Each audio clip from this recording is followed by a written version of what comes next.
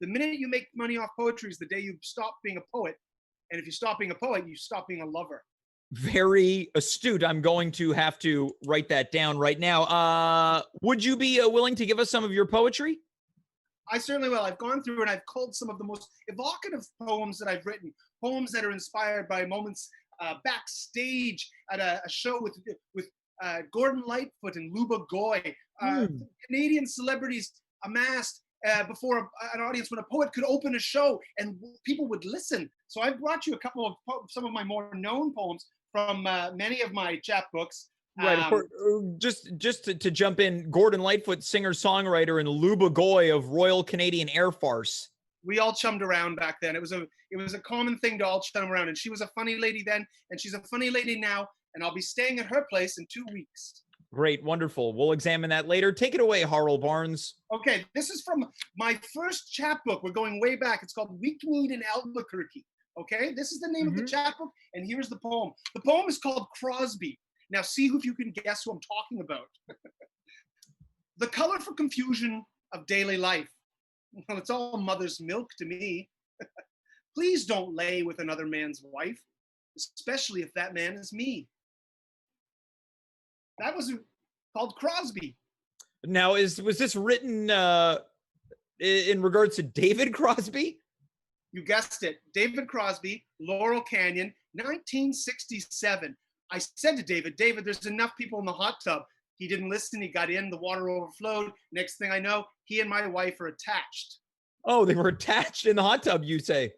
It's okay. Back then, what goes around comes around. Do you know what I'm saying? Oh, is that where that saying was formed? It's in regard to some type of sex act. Yes. Graham Nash came from submerged from under the hot tub water. We said, Graham, don't do this because it's not safe. A lot of bacteria. He comes out, joker Graham Nash. He's from Britain, Great Britain. It's a shame what's happening there. And he popped up, and the first thing he said to me was, I'm sorry, what was it? I've forgotten what we were talking about.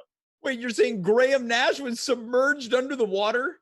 It was a crazy hot tub party. It was a Laurel Canyon. If you were there and you remember it, you weren't there. Well, let's continue. I'd like to hear more poetry.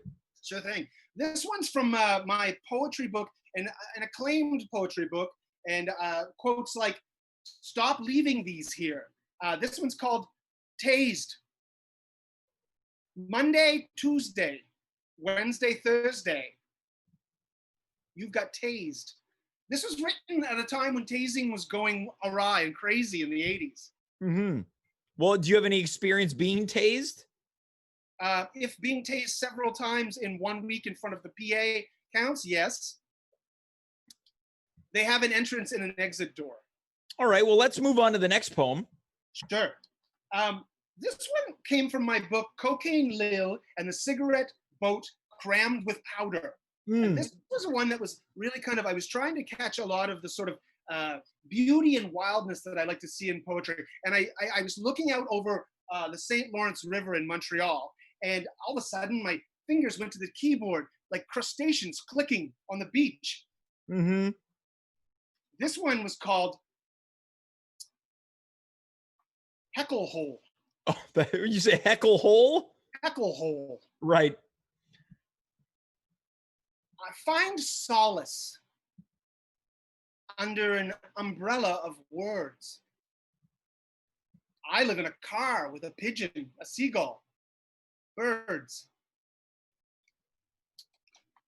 Now, can you explain to me the origin of this name, Heckle Hole? Because the poem, of course, depicts you living in a car with birds.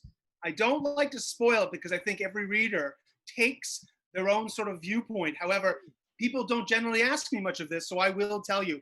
Have you ever heard of seagull? Sure, I've heard of seagulls, yes. As I lived with them, I can imitate it. They make a cackle, a laugh. You feel like you've done nothing with your life, and this bird's making it worse for you. Now, what are you drinking this evening, Harl? It's a tea. It's a tea I made myself with dandelions from the front lawn. Oh, so you've made front lawn dandelion tea. Well, you know what they say about dandelion tea? Tell me. If you remember making it, you didn't make enough. Right.